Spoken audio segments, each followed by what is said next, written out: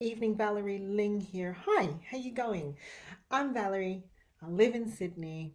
I like to talk about keeping life simple so that we've got the fuel to do the things that are meaningful. Keeping life simple so that we can do the things that are meaningful. Got off from a 2 hour conversation today that at the end of the conversation, the person asked me, do you feel good about the conversation we had? And I said, for the most part, some of it was like sitting in the dentist's chair getting things pulled apart because essentially it was a full audit um, of how systematized things are in, well, largely my business, I suppose. Although when I got off the 2 hour call, I thought someone needs to do this for my whole, like my home, my entire way that I do life.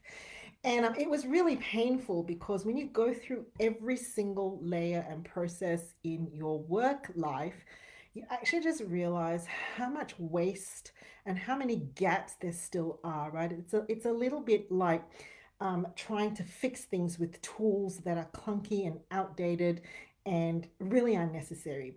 And so the whole message of automation is a fantastic message. It's worth going through the processes to find out how you can simplify it. But there is a difference from taking everything lock, stock, and barrel and actually getting cluttered and actually more bogged down than where you were before. And essentially, it's because lots of automations have come from, I guess, hybrids of one another. So if you actually think about how things have evolved, apps get better and better and better. And before you know it, you've got a bunch of things that you're using and relying on that probably you don't even need to be there. I've been reading a book called Digital Minimalism by Cal Newport. Really, any of the books by Cal Newport is probably quite worth a read. Basically, he's about deep diving, deep focus, keeping things simple. I think he even has a book for students. Have not read that one yet, but read a few of his other ones. And what I like about the message of what he has in his book is basically the idea that we can go cold turkey from the digital world is ridiculous. And I agree with that for a few reasons. I think that it puts you on another planet if you don't know how to relate or integrate or just embrace the digital world. You pretty much are living on another planet right now. So unless you want to be completely displaced from where everybody is, we got to embrace it. There goes Teddy, my dog, barking at no doubt another dog that is going for a walk. Hopefully, you can still hear me. And that, so the idea being that there's no point saying go cold turkey, right? It's like saying throw the dictionary off or forget grammar or forget syntax or hey, how about you just get rid of your fridge now?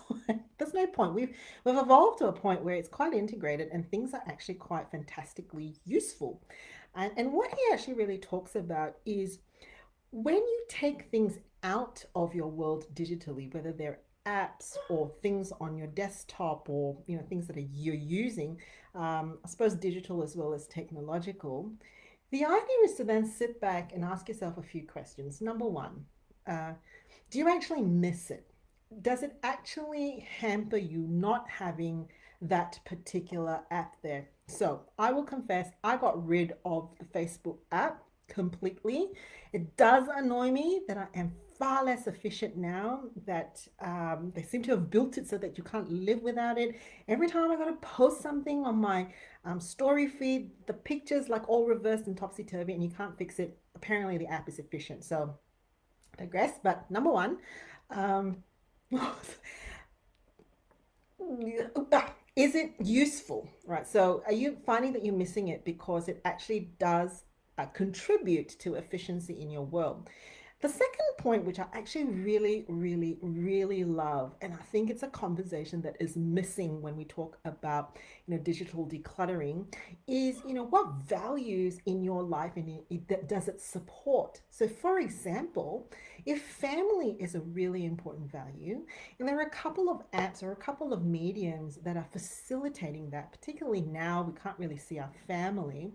then those are the apps to keep, or those are the platforms or technologies or digital things, elements that you want to keep, right? So that's the second thing.